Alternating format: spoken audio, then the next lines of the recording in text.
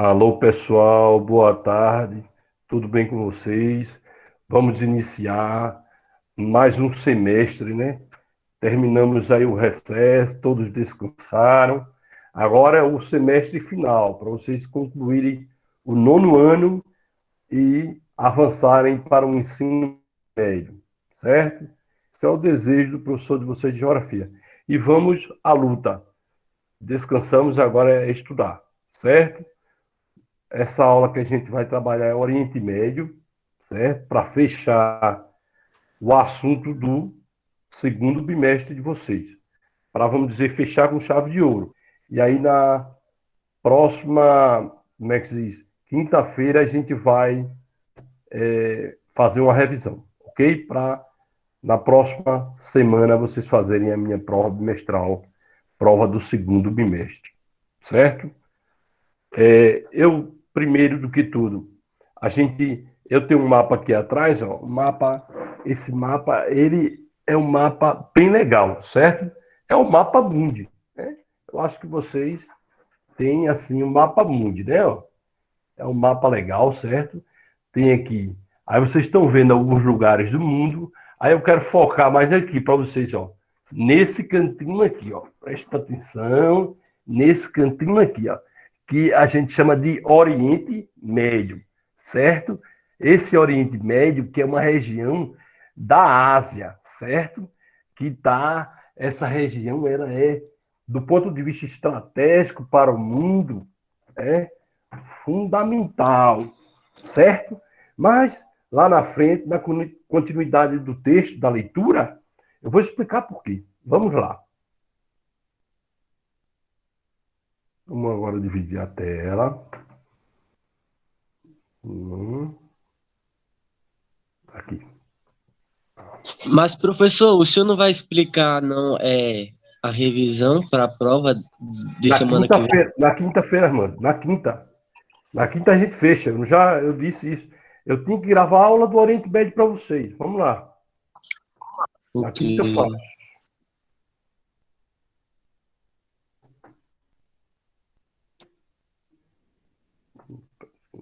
Aqui, peraí. Vai dar certo agora.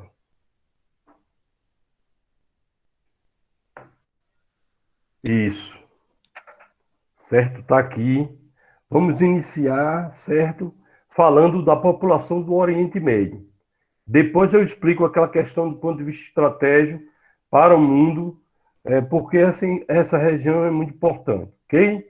Olha, a população do Oriente Médio é formada por aproximadamente 432 milhões de pessoas, sendo mais da metade de origem árabe, ou seja, mais da metade da população é de origem árabe, certo? Os demais grupos são, vamos dizer, tem a outra metade, né? Quer dizer, menos que a metade, porque mais da metade já é de árabe, certo? A parcela restante é composta de outros grupos étnicos, como persas, que compreendem a maior parte da população do Irã, e judeus, que se concentram em Israel, certo? Os judeus eles se concentram num país chamado Israel, que foi fundado após a Segunda Grande Guerra Mundial, que eu já até falei disso para você, certo? Também há um número considerável de curdos no Irã, Iraque e na Turquia, e em menores proporções na Síria. Os turcos, por sua vez, concentram-se na Turquia. Observe aí no mapa a seguir a divisão e a localização dos grupos étnicos que compõem o Oriente Médio. Aí tem aqui, ó, esse mapinha aqui, como eu já mostrei para vocês aqui, o mapa mundo que eu tenho aqui do meu lado. Aí vocês estão vendo aqui, ó, Arábia Saudita, Jordânia, Síria, Israel, Líbano, Irã, Iraque, Bahrein, Catar, Emirados Árabes Unidos, Omã, Afeganistão, certo? Então, parte da Turquia. Então, são esses países, parte da Turquia, né? Porque a maior parte da Turquia também tem uma parte da Europa, certo? Então, são esses países aqui que faz parte, o Líbano faz parte do Oriente Médio. O Irã, que são persas, que eu já tinha falado para vocês. Aí tem aqui, ó, a questão do percentual, certo? Ó, Israel, 75% da população de Israel é dos judeus, né? 4% é de uma etnia mais... e a outra, 21% de árabes. Quer dizer, tem aqui palestinos, né? Árabes palestinos. Né? Aí você tem aqui, ó, Arábia Saudita, 90% de árabe. É porque a legenda está mais em cima, sabe? Ó? A legenda está aqui, ó. Aqui no mapa. Está mais em cima, tá vendo? Árabes, certo? O verdinho aí, árabes, judeus, persas, certo? E assim vai o Irã, ó. Eu vou fazer só um destaque maior. O Irã, 61% é de persas, certo? Catar, 40% de árabes, certo? O mundo já é mais dividido, ó. Os árabes estão em 25%. E assim vai, certo? Então, existem conflitos, sim, né? Muitos conflitos nessa região do Oriente Médio, certo? O conflito que se destaca no Oriente Médio é o árabe-israelense, que é entre os palestinos e os israelenses. Por quê? Por conta da, vamos dizer, divisão daquele território na época que Israel foi, vamos dizer, cravado ali naquela região para se tornar, aquele território se tornar território de Israel ali dentro da Palestina. Vamos continuando aí a programação. Assim como em outros locais do mundo, a população do Oriente Médio não está uniformemente distribuída por seu território. Existem áreas com intensa concentração populacional e outras em que predominam imensos vazios demográficos, como os desertos e as áreas de relevo montanhoso. Né? Tem regiões de vazios demográficos. Né? Vocês estão vendo aqui o mapa onde mostra, né, o percentual populacional concentrado. Quanto mais escuro, maior a quantidade de pessoas, né? Vamos lá. Continuando. Quanto mais claro, já está determinando, né? Existem mais vazios demográficos. Por quê? Porque por conta do deserto, por conta das regiões montanhosas. Então, a dificuldade de moradia nessas regiões também de pouca água, né? E etc. e tal. Então, está aqui. Quanto mais escuro, mais concentrado. Aqui em Teherã, capital do Irã, como é concentrada a população, Turquia, na parte, vamos dizer, norte da Turquia, tá vendo? E próximo ao Mar Vermelho. Regiões onde tem, próximo aos rios e próximo aos mares, você veja aí que já é lógico que a população procura esses ambientes assim. Ok? Continuando aqui, certo? Na sequência. Aí, vamos lá. Religiões do Oriente Médio. Como eu havia falado para vocês, né, a religião que se destaca no Oriente Médio é o islamismo, certo? Que é a que tem Maomé como profeta fundador e que Meca é a cidade santa deles, né? E aí, o islamismo, também conhecido como Islão ou muçulmanos, certo? A mesma coisa, certo? O islamismo ele tem correntes, né, algumas correntes, como os xiitas e os sunitas, certo? Então, o islamismo, a base dele é o Alcorão, que é o livro sagrado chamado, né, do Islã. É o Alcorão ou Corão. O cristianismo também tem um percentual menor, mas tem, lá no Oriente Médio, certo? Que a Bíblia Sagrada, que é o livro sagrado, né? E que tem Jesus Cristo como seu profeta principal. E o judaísmo, que é os judeus, não é isso? Que praticam o judaísmo lá no Estado de Israel, único, né? País de maioria judaica, mais de 90%, certo? E eles têm o Velho Testamento, né, da Bíblia como a base de seu livro. A Torá é um dos principais. Vamos lá. E na sequência, vamos na sequência aqui. Pronto. Aquilo que eu havia falado para vocês. A economia petrolífera no Oriente Médio. Por que que o Oriente Médio é, do ponto de vista estratégico, uma região importante para o mundo? Porque mais da metade da produção de petróleo vem dessa região do Oriente Médio, certo? É tanto que a maior parte desses países do Oriente Médio, eles estão numa organização que eles mesmos fundaram, que é de controle do preço do petróleo, vamos dizer, ter maior, vamos dizer, destaque em relação a comercializar o petróleo, em relação a patentear essa produção. Eles criaram a OPEP. O que é a OPEP, professor? Organização dos Países, certo? Exportadores de petróleo. OPEP, certo? Dentro dessa organização dos países exportadores de petróleo, né, a maioria desses países são do Oriente Médio. Omã, Iraque, Irã, Catar, Kuwait, Emirados Árabes Unidos e Arábia Saudita, tá vendo? E nós temos aqui 2 países da América do Sul nessa organização apenas, que é Venezuela e Equador, né, que eles se destacam na produção de petróleo em larga escala. Certo? Então, essa organização foi criada para isso, para tentar, né, vamos dizer, fazer frente, né, e controlar, né, a questão dos preços, né, do petróleo. Vocês sabem que do petróleo, né, deriva a gasolina, deriva o querosene, deriva os insumos para asfalto, deriva do petróleo plástico. Quer dizer, é fundamental para a sociedade industrial o petróleo, mesmo que é um recurso mineral não renovável e que polui muito e tem um grande impacto no meio ambiente. É por isso que tem essa preocupação com a questão ambiental, né, de diminuir a dependência do petróleo. Veja que esses países que são grandes produtores de petróleo, como o Catar, né, que vai ser a Copa do Mundo, vai ser lá no Catar, né? E Emirados e outros, né? A Arábia Saudita. Então, esses que detêm a produção de petróleo, os sheiks, né? Os donos dos poços de petróleo, né? Esses são riquíssimos, né?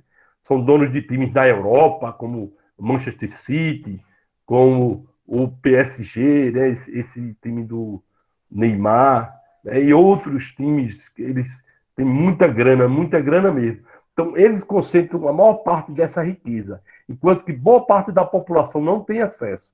Então, lá tem uma grave desigualdade social, boa parte da população vive na miséria absoluta, certo? Então, veja que petróleo, a riqueza de petróleo vai direcionada para alguns, não para todos.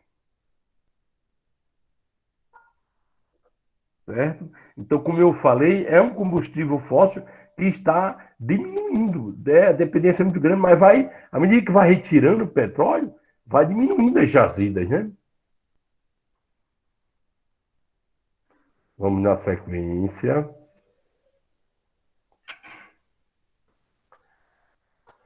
As economias não petrolíferas do Oriente Médio, no Oriente Médio. Então, tem algumas economias, sim, tem, que não tem esse poder todo do petróleo. Ó. Nem todos os países do Oriente Médio possuem a economia estruturada na exploração de petróleo, é claro. Alguns deles têm na agropecuária ou na indústria sua principal atividade econômica.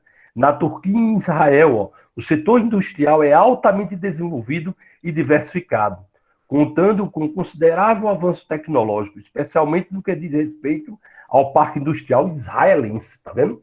Israel se destaca em indústria, principalmente na indústria bélica, certo? Então, um destaque. Israel é um país pequeno, mas que devido às economias dos judeus, os judeus espalhados pelo mundo, muitos deles muito ricos, enviaram muita riqueza para lá. E aí eles conseguiram se estruturar economicamente. É um país forte dentro do Oriente Médio, em armamento, né?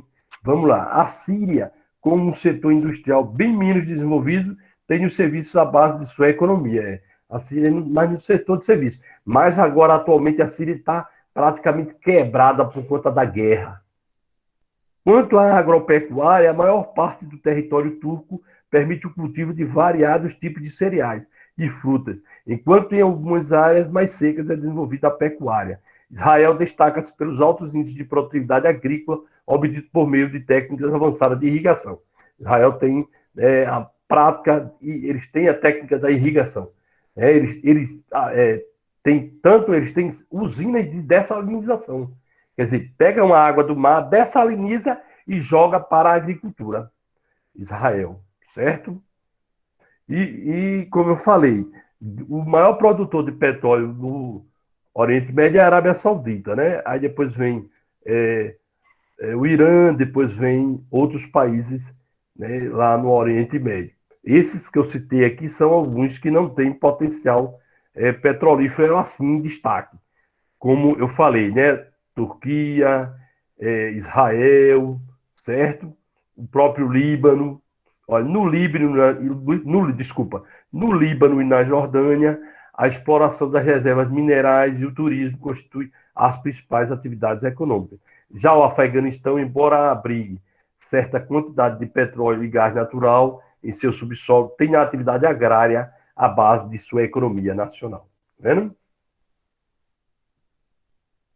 Então tem aqui, vamos continuando para avançar, certo? O fundamentalismo islâmico no Oriente Médio, certo? Então, o que é isso, professor? É, é aquela prática que eu falei para vocês anteriormente do radicalismo religioso, né? O fundamentalismo islâmico ou muçulmano ganhou força no Oriente Médio a partir do final da década de 60. Esse crescimento estaria ligado, entre outros fatores, à frustração provocada pelas sucessivas derrotas militares dos países árabes muçulmanos nas diversas guerras contra o Estado judeu de Israel, desde a sua fundação em 1948, certo? Essa situação provocou em uma parcela minoritária da população muçulmana um anseio de retornar ao Islã, o Islã puro, radical, portanto, com características de sua fundação pelo profeta Maomé, no início do século VII, e de seus primeiros sucessores califas, o califado, né? Os califas, título dado aos soberanos muçulmanos. Então, o fundamentalismo, certo? Tem como preceito resgatar os fundamentos tradicionais de determinada religião, no caso, o islamismo aí, com o objetivo de implantá-lo como lei reguladora de todos os aspectos da vida social e política dos seus seguidores, certo? Então, esse é o fundamentalismo. O Irã é um país fundamentalista, né? Alguns países são fundamentalistas, que a religião se confunde com o Estado. Eles querem aplicar a mesma coisa do Islã, do Alcorão, ao Estado. E por isso que é radical a mulher não mostrar o rosto, certo? Andar com a burca e outros. Outros fatores fortaleceram o fundamentalismo islâmico, como a ascensão política, econômica e militar do Ocidente e a dominação imperialista de potências europeias, tá vendo? Então isso também vem da revolta de alguns povos, né, com relação a esse avanço europeu, imperialista, dominante dentro da região do Oriente Médio, ó, como a Inglaterra e a França, tá vendo? Ó, sobre os países muçulmanos do Oriente Médio. Logo após a Primeira Guerra Mundial, né, essa nova forma de colonialismo europeu lá no Oriente Médio, na Ásia como um todo. Na África também, né? Os fundamentalistas islâmicos apresentam uma visão anti-ocidental, são radicalmente contra o ocidental, são contrários à globalização e às influências ocidentais. Eles consideram os hábitos ocidentais, liberalismo, individualismo, corruptores, responsáveis pelo declínio material e moral dos países muçulmanos. Por isso, propõem a criação de estados islâmicos que seriam regidos pela Sharia, uma legislação civil orientada por princípios religiosos, tá vendo? Então, o Estado Islâmico, que era um grupo radical, que avançou sobre o Iraque, né, sobre a Síria, né, e que os Estados Unidos mandou tropas para lá, para o Oriente Médio, e outros países lutaram contra esse Estado Islâmico, né, que era um grupo radical, quer dizer, eles propunham isso, quando chegasse e vencessem conseguisse tomar o território, introduzir o radicalismo, né, fundamentalismo islâmico. Então, aqui, ó, tem aquilo que eu falei, os sunitas e os xiitas são grupos, né, dentro do islamismo, certo? Os xiitas, na sua maioria, Irã, e entre outros países, certo? Os sunitas também, em grande escala lá no Iraque, certo? Então, são versões, são, vamos dizer, linhagens, né, de divisão dentro de grupos muçulmanos. O terrorismo nacional e internacional. Então, isso aí a gente, até hoje, né, vê nos jornais falando e tal, e isso ficou muito latente depois do ano 2000. Ó, o terrorismo pode ser definido como uma ação violenta contra civis ou militares não combatentes, provocando sentimentos de pânico ou terror na população de um país. As táticas de grupos terroristas têm como objetivo desestabilizar o poder de um Estado para influenciar suas ações de acordo com interesses políticos. Há registros de práticas terroristas em países da Europa, já nos séculos XVIII e XIX, quer dizer, anteriormente já existia, certo? Agora fica mais evidente porque tem a rede de televisão, tem a internet, que instantaneamente, assim que acontece, manda para jornais e etc. para o mundo. Então, tivemos alguns ataques que se destacaram, principalmente no World Trade Center, esse ataque de um grupo terrorista conhecido como Al-Qaeda, liderado por um radical saudita chamado Osama Bin Laden, certo? Essas torres gêmeas, isso foi em 11 de setembro de 2001, chocou bastante esses aviões lançados nessas torres e no Pentágono. Por quê? Porque a televisão estava aberta, estava ligada, e muita gente viu aquilo ali, foi muito impactante para o mundo, né? Com isso, os Estados Unidos declarou guerra lá ao, vamos dizer, o grupo que organizou isso aí, né? O Talibã, lá no Afeganistão. Esse Talibã dava proteção à Al-Qaeda, do Osama Bin Laden. Então, aí os Estados Unidos declarou guerra e invadiu o Afeganistão, né? Morreram muitas pessoas nesse período, lá naquela região, certo? Depois, os Estados Unidos declarou guerra ao Iraque também, né? Que tinha vamos dizer, Saddam Hussein na época como o seu presidente em 2004, e aí até derrubarem esse cidadão lá do poder. E o Osama Bin Laden ele só foi morto depois de algum tempo. Se escondeu, mas aí os Estados Unidos, com seu serviço de inteligência, né, conseguiu capturá-lo e matá-lo. Aí tem aqui algumas pessoas, né, pregando a paz, né, direitos humanos, né, e outros, como a pequena e grande Malala. Quando Malala Yousafzai nasceu, nenhum vizinho foi dar os parabéns aos seus pais. Em regiões do Paquistão, como o Vale do Swat, onde ela vivia, só o nascimento de meninos é celebrado, tá vendo? Isso é o radicalismo. Das meninas espera-se apenas que vivam quietinhas, atrás de cortinas, cozinhem e tenham filhos, preferencialmente antes dos 18 anos, tá vendo? Malala significa tomada pela tristeza. Aos 12 anos, para poder continuar indo à escola, desafiou uma das mais cruéis e violentas milícias em ação, o fundamentalista Talibã. Aos 15, foi baleada na cabeça numa tentativa do grupo de silenciá-la. Malala sobreviveu ao atentado e, aos 16 anos, tornou-se porta-voz mundial de uma causa, até há pouco quase obscura, entre outros motivos, por ter surgido em uma região que já parecia ter problemas demais a tratar. Milhares de meninas no Afeganistão e no Paquistão, que graças a uma interpretação do Islã eivada de ignorância e ódio, são impedidas de ter acesso à educação, tá vendo? E a um futuro melhor. Então, esse radicalismo islâmico, eles colocam a mulher em segundo plano, né? A mulher como um ser, um objeto pertencente ao homem. Então, aí, ela é privada de total liberdade. Então, Malala, ela reclamou isso, e ela ganhou o Prêmio Nobel da Paz por conta disso. Certo? E aí, você tem aqui a questão palestina, conflitos entre árabes e israelenses. Então, essa questão é uma questão que começou, como eu disse, né, após a fundação do Estado de Israel, certo?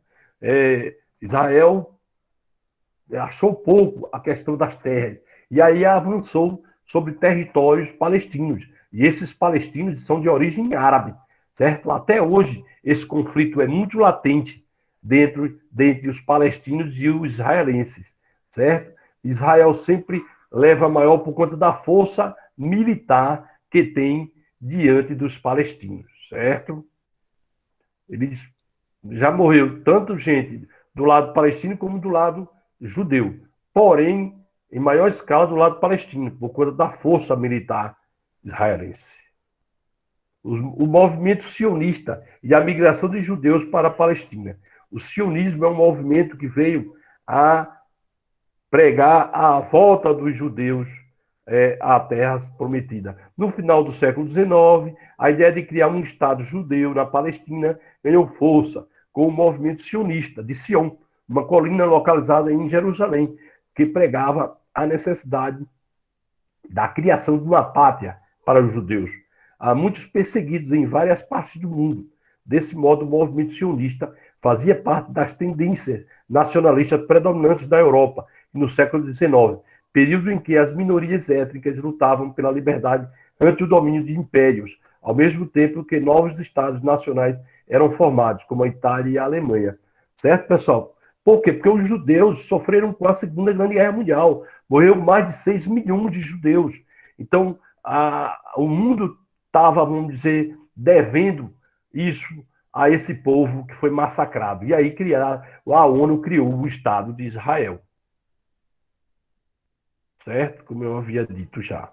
Pronto, a criação do Estado de Israel em 1948, certo? Foi declarado esse Estado aí, cravado, e isso aí gerou esse conflito que eu falei para vocês, por quê? Porque Israel queria mais terras. Aí avançou para a faixa de Gaza, em território do Egito, também parte do Egito, Síria, e aí saiu, isso aí criou o conflito árabe-israelense. Certo? Então, teve alguns processos também, né, importantes que se destaquem para vocês, que é, em 1967, temendo um ataque dos países árabes vizinhos, que agora tinham o apoio da União Soviética, Israel lançou uma ofensiva militar relâmpago, conhecida por Guerra dos Seis Dias. Essa guerra foi prejudicial para os países árabes. Conforme é possível observar no mapa C, a Jordânia perdeu para Israel a parte oriental da cidade de Jerusalém e toda a Cisjordânia, no Egito.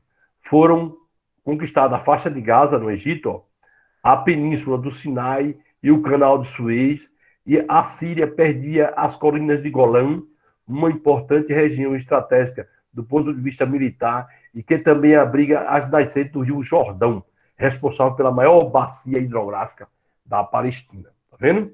Então, no final da década de 70, Israel e os países árabes assinaram os primeiros acordos, na tentativa de iniciar um processo de paz. Para chegar a um acordo, Egito e Síria tiveram de reconhecer a existência de Israel como Estado soberano. Já Israel, por sua vez, devolveu parte das colinas de Golã à Síria, e a península do Sinai foi restituída ao Egito. Certo? E essa organização chamada OLP, Organização para a Libertação da Palestina, que teve Yasser Arafat como um dos líderes, até hoje busca que o mundo reconheça a Palestina como um Estado, certo? Então, houve a promoção de alguns ataques terroristas, certo? E aí, pessoal, até hoje, o Estado palestino, reconhecidamente, oficialmente, pelo mundo, ainda não é realidade. Yasser Arafat faleceu, certo? E não conseguiu terminar essa empreitada. o difícil caminho para a paz entre judeus e palestinos.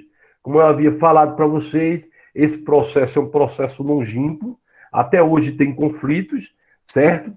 E ocorreram o que chama de intifada. O que é isso, professor? É revolta da população palestina em oposição às forças de ocupação de Israel nos seus territórios, né? Ocorrida na faixa de Gaza e na Cisjordânia. Isso é intifada. Né? Os jovens lançando pedra nos soldados, certo? Uma revolução dos jovens, né? Dos soldados israelenses. Ei, professor, o que é a faixa de Gaza? A faixa de Gaza é uma região, certo? Deixa eu mostrar aqui. É uma região que fica localizada, ó, aqui, ó, tá aqui, que é um trechozinho que pertence. Mas por que tem esse nome? Por quê? Porque tem esse termo, a faixa de Gaza, é uma região que foi adotada entre perigosa? Egito e Jordânia. Não, porque o nome em si, o significado, depois você olha na internet, o significado de faixa de Gaza, ok? Mas aqui, esse nome, essa região é uma região, certo? Entre a Jordânia e Egito, que Israel avançou, certo? Sobre esse território. Ok. Ok? Pronto. E aí, pessoal, concluindo, nós temos aqui, ó, Israel ocupou alguns territórios, ó, tá vendo? O amarelo, palestinos, tá vendo? Os judeus, esse aqui.